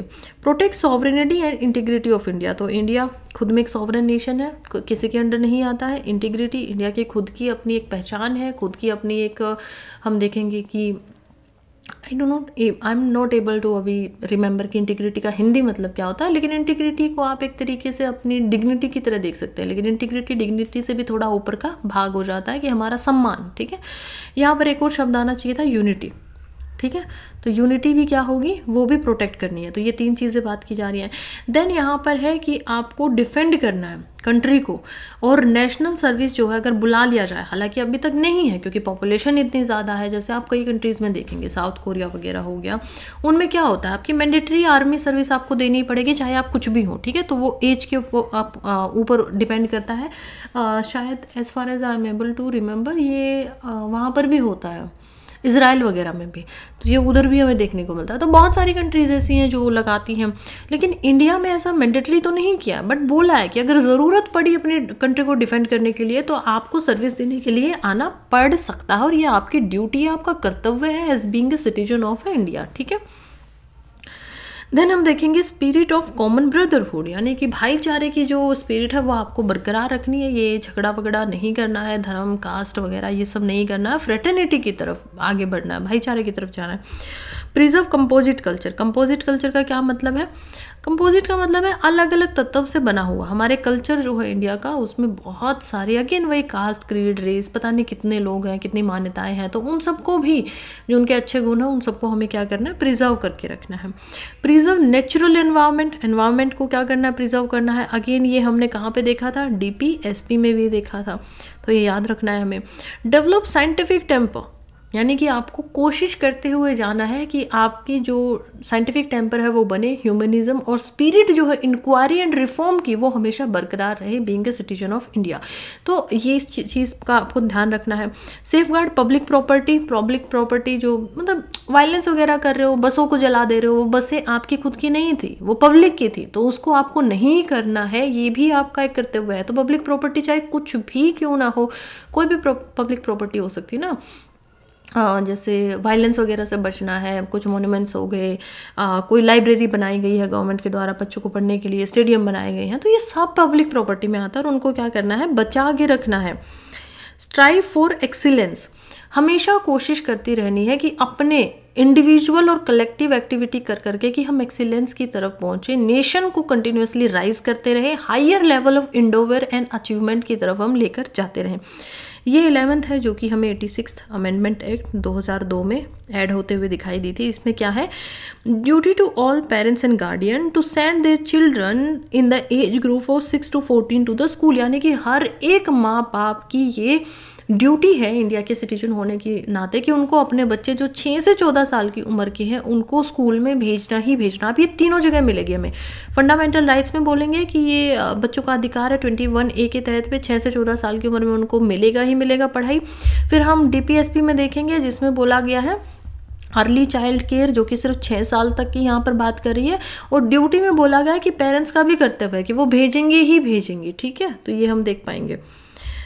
अब हम देखते हैं इनके फीचर क्या है। जस्टिशिएबल है, नहीं, कोर्ट में जाके नहीं खड़े हो सकते। कन्फाइंड टू सिटीजन ओनली, क्या फॉरेनर पे भी किसी पे लागू होगी, इंडिया में आके रहने लगा, नहीं, सिटीजन्स को ही मानना है, भारत के नागरिक यहाँ पे ना, तो भारत के प्रति आपका जो उद्देश्य है वो भी यहाँ पर करते हुए दिखाई देना चाहिए। Then some of them are moral duties while other are civic duties, तो कुछ मोरल है जैसे कि नोबल आइडिया जो फ्रीडम स्ट्रगल के उनको याद रखना है। फिर कुछ सिविक ड्यूटीज है जैसे कि रिस्पेक्ट करना है नेशनल फ्लैग और नेशनल एंथम को। सिग्निफिकेंस इनकी क्या है, they help the courts in examine and determining the constitutional validity of a law, तो ये वही सेम DPSP में भी होता है। और यहाँ से कन्फ्यूजन हो सकती है, आप इस पॉइंट को काफ़ी हद तक भूल जाएंगे, आपको लगेगा कि फंडामेंटल ड्यूटीज कोर्ट को कैसे मदद करेंगी, लेकिन देखिए जो भी कॉन्स्टिट्यूशन में लिखा हुआ है, इवन ए सिंगल वर्ड जो कॉन्स्टिट्यूशन में लिखा हुआ है, चाहे वो कोई कोमा ही क्यों ना हो, वो भी कॉन्स्टिट्यूशन को मदद करता है किसी भी कॉन्स्टिट्यूशन जो वैलिडिटी चेक करने के लिए जो भी कानून लेकर आया गया है, तो कुछ भी कॉन्स्टिट्यूशन में है तो वो ज़रूर सुप्रीम कोर्ट की हेल्प तो करेगा ही करेगा। Now, they serve as a source of inspiration for the citizen and promote a sense of discipline and commitment among them. तो ये भी एक इम्पोर्टेंट चीज़ यहाँ पर हमें दिखाई देती है। अब हम देखेंगे कि इनके लिए कौन कौन सी ऐसी कमेटी थी, जैसे कि एक जस्टिस वर्मा कमेटी बनाई गई, जो कि एक रिटायर्ड जस्टिस होते थे, एक सुप्रीम कोर्ट के जज होते थे, बाद में वो क्या लेकर आए, अपनी एक कमेटी बनाई जाती है और उसमें उन्होंने बोला उनको इन्फोर्स करने के लिए कि ये जो ड्यूटीज़ हैं क्या हम इनको इन्फोर्स कर सकते हैं, इनको एक्चुअली में रियल बना सकते हैं। तो रियल बनाने के लिए क्या किया गया, एक एक्ट लेकर आया गया, prevention of insult to national honour act 1971 में ही ये लेकर आया जा चुका था। तो ये इनको जस्ट आइडेंटिफाई किया था कि कैसी ऐसी ड्यूटीज़ हैं जो अभी तक लागू हो पाई हैं। Then protection of civil right act 1955 में ये आ गया था। नेशनल ऑनर एक्ट में वही है कि आप नेशनल एंथम, नेशनल फ्लैग वगैरह की मतलब गलत नहीं कर सकते, उनको भी एक तरीका है। अगर वो कोई ख़त्म भी हो गए, फॉर एग्जांपल 15 अगस्त को आपने कोई फ्लैग लिया तो आपको उसको डिस्पोज करने का भी एक तरीका है कि एक होता है ना, ऐसे तो इंसानों की भी डेथ होती है, उनको भी डिस्पोज किया जाता है, लेकिन ऐसे तो नहीं है कि आप उनको फेंक दे रहे हो, कुछ भी कर दे रहे हो, नहीं, सबकी एक डिग्निटी है, सबका एक सम्मान होना चाहिए और उसको ध्यान में रखते हुए ही हमें उसको रखना है। तो ये सब चीज़ इसमें बताई गई है। देन हम unlawful activities prevention act of 1967 को देख पाएंगे कि कोई अगर ऐसा कर रहा है, कोई वायलेंस बढ़ा रहा है तो हम उनको पकड़ सकते हैं पहले ही। रिप्रेजेंटेशन ऑफ पीपल एक्ट में 1951 के अंदर करप्ट प्रैक्टिसेस वगैरह के अंदर बताई गई है कि ऐसे काम करेंगे तो उनको क्या करा जाएगा, करप्ट प्रैक्टिस के अंदर रखा जाएगा और उनको नहीं माना जाएगा कि वो इलेक्शन लड़ने के लायक है। Then wild life protection act 1972, obviously हमने देखा था वाइल्ड लाइफ प्रोटेक्शन से रिलेटेड फंडामेंटल ड्यूटी हमारी है। Then forest conservation act of 1980, तो ये भी एनवायरनमेंट से रिलेटेड है, ये भी हमने अभी तक लागू की है, राइट। चलिए नेक्स्ट हम देखेंगे। अच्छा, इससे पहले मैं आपको बताना भूल गई, अब हम ये सारे क्वेश्चंस करेंगे जो अभी तक आए हैं पिछले 10-12 साल के अंदर। तो हम देखेंगे कि हमने यूएसएसआर से फंडामेंटल ड्यूटीज़ को क्या लिया था, अडॉप्ट किया था। हमने देखा ना डीपीएसपी हमने कहाँ से, देखो दोबारा पढ़ते हैं, फंडामेंटल राइट, डीपीएसपी और फंडामेंटल ड्यूटीज़, तो ये आपको हमेशा ही याद रखनी है, ठीक है। Fundamental right part 3 constitution, part 4 part 4A, ठीक है। फंडामेंटल राइट्स कहाँ से लिए, यूएस से, डीपीएसपी आयरलैंड से, और यहाँ पर फंडामेंटल डी आएगा, फंडामेंटल ड्यूटीज़ हमने ली यूएसएसआर। तो उस समय पे जो रशिया था वो यूएसएसआर होता था, सोवियत यूनियन, वहाँ से हमने इनको लिया था। अब हम देखते हैं, चलिए, which part of constitution of India declare the ideal of a welfare state. कितना इंपॉर्टेंट सवाल और कितना जल्दी आ गया है ना, 2020 में पूछा गया, जस्ट 2-3 साल पहले, अभी भी पूछ सकते हैं। तो इसी तरीके से पूछेंगे, देखिए आपसे अब आर्टिकल नहीं पूछा लेकिन पार्ट पूछ लिया। अगर आपको याद होगा कि वेलफेयर स्टेट तो आर्टिकल 50 में है, और आर्टिकल 50 तो हमें पता है 36 से लेकर यहाँ पर 51 तक डीपीएसपी में आते हैं, और डीपीएसपी क्योंकि 4 शब्द हैं तो 4th पार्ट में आएगा, तो हम इजिली इसमें क्या कर सकते हैं, 4th पार्ट को निकाल सकते हैं। अब हमें समझ में आएगा कि ऑप्शन ए तो है ही है, राइट। तो फंडामेंटल राइट्स में तो नहीं है, तो हम आंसर क्या देखेंगे, ऑप्शन ए। आसान था, बहुत आसान था एक्चुअली, लेकिन कंफ्यूजन हो जाता अगर आपने इसको ढंग से नहीं पढ़ा होता तो। चलिए फिर 2020 का ही सवाल है, in India separation of judiciary from executive is enjoyed bye, sorry ये है आर्टिकल 50 में, है ना। तो ये बोल रहे हैं कि सेपरेशन ऑफ जुडिशरी ये भी कहाँ पे दी गया है, तो फिर से वही देखो, इसलिए मैं बार बार फोकस करवा रही थी इन पॉइंट्स पे ताकि आपको याद रहे। तो ये भी बहुत आसान है, डीपीएसपी में दिया गया है। देन हम आगे बढ़ेंगे, 2017 का देखेंगे। तो which of the following statement is are true of fundamental duties of a Indian citizen, कि कौन कौन सी ऐसी फंडामेंटल ड्यूटीज हैं जो यहाँ पर आपको राइट आंसर बनाना है। A legislative process has been provided to enforce this duties, तो ये तो हमने कुछ पढ़ा नहीं है ना, अगर मैंने नहीं पढ़ा है दैट मीन्स नहीं होगा। Then they are correlative to legal duties. अब यहाँ पर बात हो रही है कि फंडामेंटल राइट्स के साथ में क्या, सॉरी क्वेश्चन क्या है एक बार दोबारा पढ़ते हैं। Which of the following statement is are true of fundamental duties of Indian state, they are correlative to legal duties. नहीं, लीगल ड्यूटीज के साथ में ये नहीं लगेगा, तो option D, neither 1 neither nor 2, ठीक है। To uphold and protect the sovereignty, unity and integrity of India, provision is made in, 2015 में हमने देखा। तो कहाँ कहाँ पे ये मिलता है, प्रोटेक्ट करने के लिए। देखिए ये शब्द तो हमें मिलते हैं प्रियम्बल में भी, प्रियम्बल ऑफ द कॉन्स्टिट्यूशन में भी मिलेंगे, लेकिन वहाँ पर यहाँ पर बोला गया है कि प्रोविजन बनाया गया है कि इनको प्रोटेक्ट करने के लिए क्या करना होगा, तो वो हमें कहाँ मिलते हैं, DPSP के अंदर मिलते हैं, सॉरी फंडामेंटल ड्यूटीज़ में मिलते हैं, DPSP में नहीं। चलिए नेक्स्ट यहाँ पर बात हो रही है the constitution of India promotion of international peace and security is included in, बहुत आसान है, DPSP बताया था कि कौन कर सकता है इसको, right. According to constitution of India which of the following are fundamental for governance of a country, again it's very important, DPSP governance के लिए फंडामेंटल कौन है, ये खुद ब खुद पता है किसने बोला था, डॉक्टर BR अम्बेडकर ने। ये बोला भी है कि फंडामेंटल गवर्नेंस करने के लिए अगर कोई चीज़ सबसे ज़्यादा जरूरी है ना, तो वो क्या है, DPSP है। आगे बढ़ते हैं, देखते हैं करेक्ट पूछा गया है, which of the following is are among the fundamental duties of citizen laid in the Indian constitution, 2012 में आया है। कह रहा है to preserve the rich heritage of our composite culture, पढ़ा है हमने, yes. To protect the weaker section from social injustice, ये हमने नहीं पढ़ा है अभी तक, हाँ भाईचारे की बात हुई है, लेकिन प्रोटेक्ट करने की तो DPSP में हमने पढ़ा था, SC STs के वो बात करे थे, और साथ में अदर वीकर सेक्शन की उन्होंने बोला था, तो ये तो नहीं होगा। तो अब 2 नहीं है तो ये भी खत्म, ये भी खत्म, ये भी खत्म, तो रह क्या गया 1, 3 और 4, आगे बेशक पढ़ो भी मत, लेकिन फिर भी हम पढ़ लेते हैं, ठीक है। To develop the scientific temper and spirit of inquiry, yes we did it. Strive toward excellent, yes, तो आसान सा आंसर क्या हो गया, C। चलो खैर यहीं पे ये टॉपिक तो हमारा खत्म होता है, लेकिन आज अमेंडमेंट में मैं आप लोगों को करवाई देती हूँ। देखो दिन बहुत कम बचे हुए हैं और हमें रैपिड रिवीजन का मतलब ही क्या है, बहुत स्पीड से रिवीजन करना है। चलो अमेंडमेंट करते हुए आगे बढ़ेंगे एक बार। अभी तक इसमें से कोई सवाल ऐसा पूछा गया नहीं है, लेकिन फिर भी एक बार हम इसको ज़रूर समझेंगे। तो अमेंडमेंट की बात करते हैं, तो अमेंडमेंट देखो आर्टिकल 368 में हो सकता है कॉन्स्टिट्यूशन का, वैसे अलग से भी हो सकता है अमेंडमेंट, हम देखेंगे अमेंडमेंट का मतलब ही क्या है, संशोधन। संशोधन क्या होता है, हमारा कॉन्स्टिट्यूशन है, हमारे कॉन्स्टिट्यूशन में बहुत सारी लिखी हुई चीज़ें, उसमें से एक लाइन में आपको कुछ बदलना है, तो आप कैसे बदलेंगे, थ्रू अमेंडमेंट। अमेंडमेंट करेंगे, कौन बदल सकता है, हम देखेंगे कि लेजिस्लेचर प्लस एग्जीक्यूटिव मिलके बदल सकते हैं, एक मिनिस्टर या प्राइवेट मेंबर। ये बहुत इंपॉर्टेंट चीज़ है, अब इसको याद रखिएगा। अमेंडमेंट के लिए प्राइवेट मेंबर भी क्या कर सकता है, बोल सकता है कि अमेंडमेंट करेंगे और बिल ला सकता है, और अगर उसको स्पेशल मेजोरिटी मिल जाती है, 2/3 majority of the total strength of the house, तो वो आराम से वहाँ पर, सॉरी देखो majority of total strength of house यानी 50+1 होने चाहिए जितने लोग हैं, और जितने वहाँ पर प्रेजेंट हैं उनमें से 2/3 ने हाँ भरनी चाहिए, तो अमेंडमेंट हो सकता है। तो प्राइवेट मेंबर भी ला सकता है। प्राइवेट मेंबर कौन है, जो मिनिस्टर नहीं है, जो एग्जीक्यूटिव का भाग नहीं है। चलिए फिर हम देखते हैं ये कहाँ पर मिलता है, पार्ट 20 में मिलता है हमें संविधान के। But can not amend basic structure, आप बेसिक स्ट्रक्चर को अमेंड नहीं कर सकते हो। कौन कर रहा है, केशवानंदी भारती केस 1973।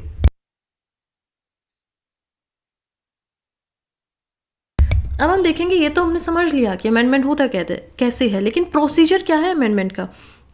सबसे पहले देखो इंट्रोडक्शन करवाना होगा, किसी भी हाउस में करवा सकते हैं, लोकसभा हो या राज्यसभा हो। मोस्ट इंपॉर्टेंट यहीं से एक्चुअली में फंसाया जाता, लिख देंगे क्वेश्चन में सिर्फ लोकसभा में लेकर आ सकते हैं, नहीं ऐसा नहीं होगा।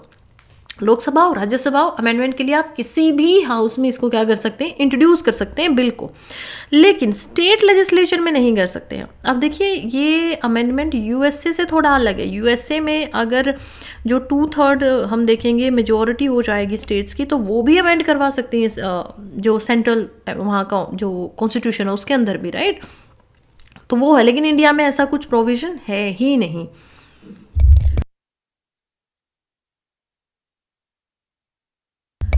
देन हम देखेंगे can be introduced by minister और a private member. No prior permission of president required, permission नहीं चाहिए कि बस इनकी कहाँ पे चाहिए होती है, मनी बिल में हम देख पाएंगे, वो याद रखना है। Passed in each house by special majority, दोनों हाउस में स्पेशल मेजोरिटी होनी चाहिए। यहाँ पर कोई जॉइंट सिटिंग का प्रोविजन दिया नहीं गया कि मान लीजिए एक में कर दिया एक में नहीं किया तो कोई जॉइंट सिटिंग नहीं होगी।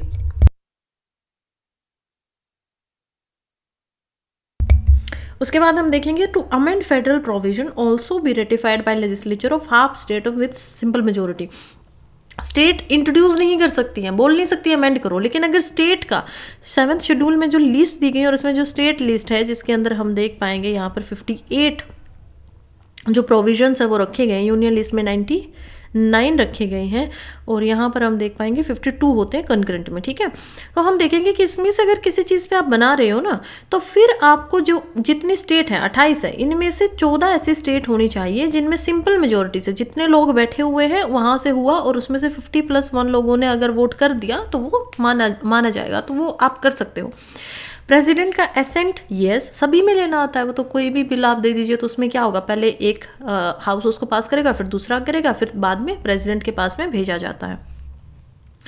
अमेंडमेंट कितने तरीके के हो सकते हैं? सिंपल मेजोरिटी हो सकती है, 50% लोग जितने प्रेजेंट है और वोट कर रहे हैं वो सिंपल मेजोरिटी कहलाएगी।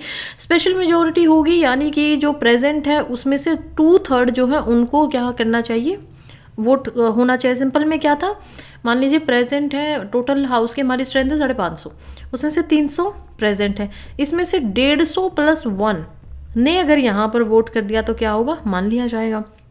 अब स्पेशल मेजोरिटी क्या है, प्रेजेंट है 300, उसमें से अगर 200+1 ने अगर हामी भरी तो मान लिया जाएगा। अब स्पेशल मेजोरिटी के साथ साथ में एक और चीज़ होती है जिसमें इफेक्टिव एंड एब्सोल्यूट मेजोरिटी भी आ जाती है, और ये हम कभी भी अकेली नहीं होती है, मोस्टली साथ चलती है। तो इसमें क्या होता है कि टोटल स्ट्रेंथ का भी 50% वहाँ होना चाहिए।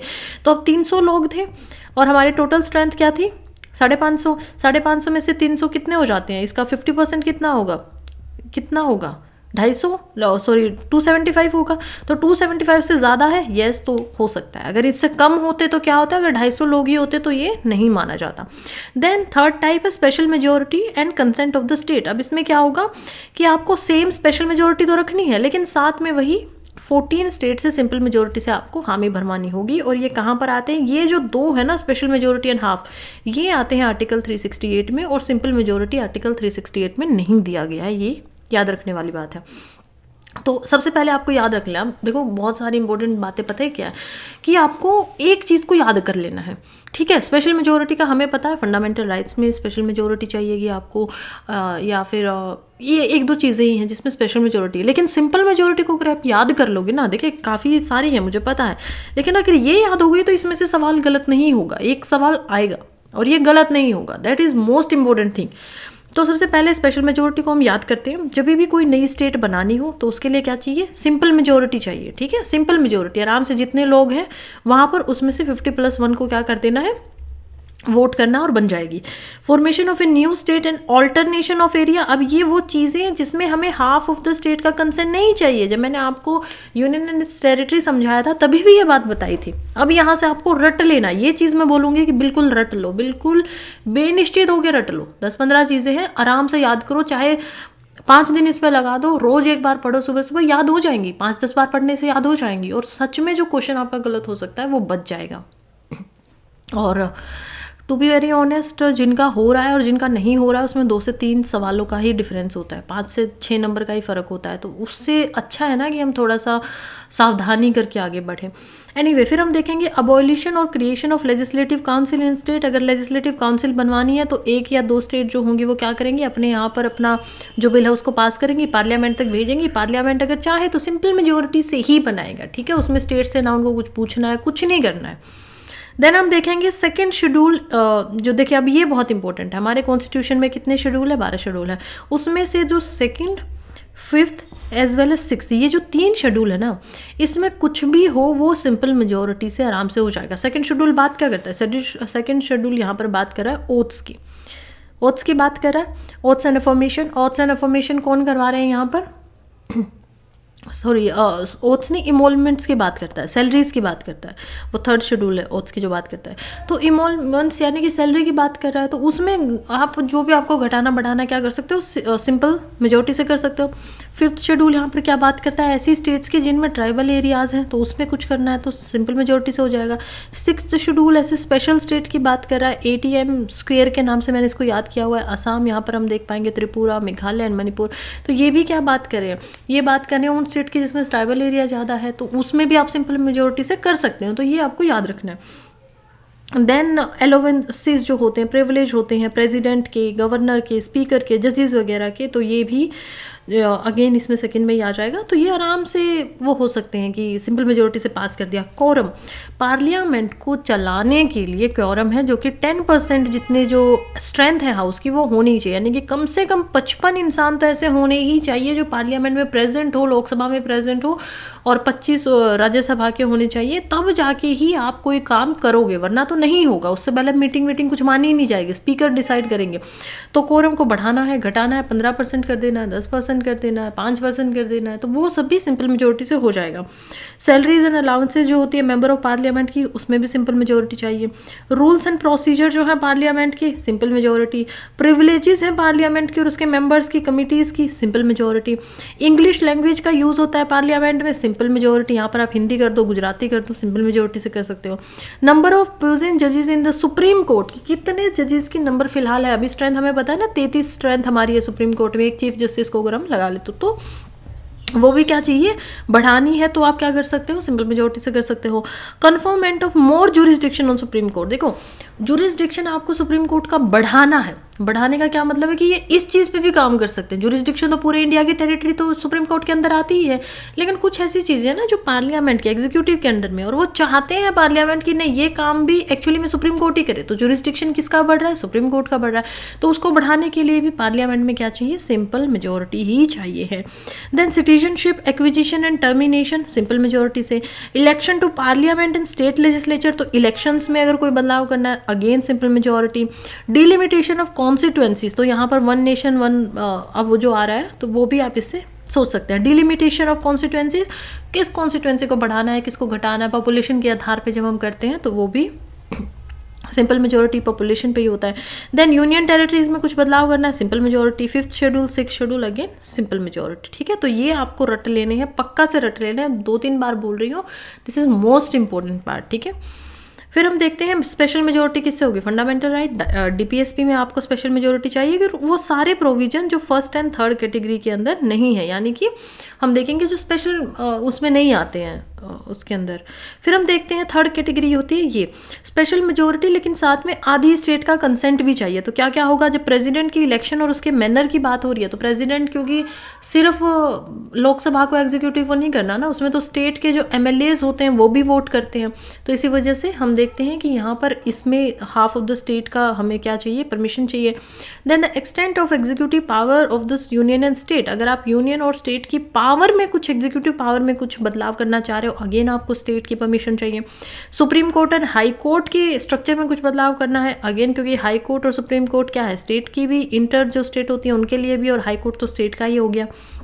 Distribution of legislative power between जो एग्जीक्यूटिव और जो वो है, तो लेजिस्लेटिव पावर की जब बात हो रही है यूनियन एंड स्टेट के बीच में, तो भी हमें क्या करना पड़ेगा, 7th शेड्यूल में यहाँ पे कर रहे हो तो भी आपको पहले परमिशन लेनी पड़ेगी। यूनियन और स्टेट के बीच के रिश्तों में कुछ बदलाव करे हो, again any of the list in the 7th schedule जो भी लिखा गया उसमें कुछ करना है, तो फिर से आपको, ये बहुत इंपॉर्टेंट हो जाता है। ठीक है, फिर से आपको क्या करना पड़ेगा, परमिशन लेनी पड़ेगी।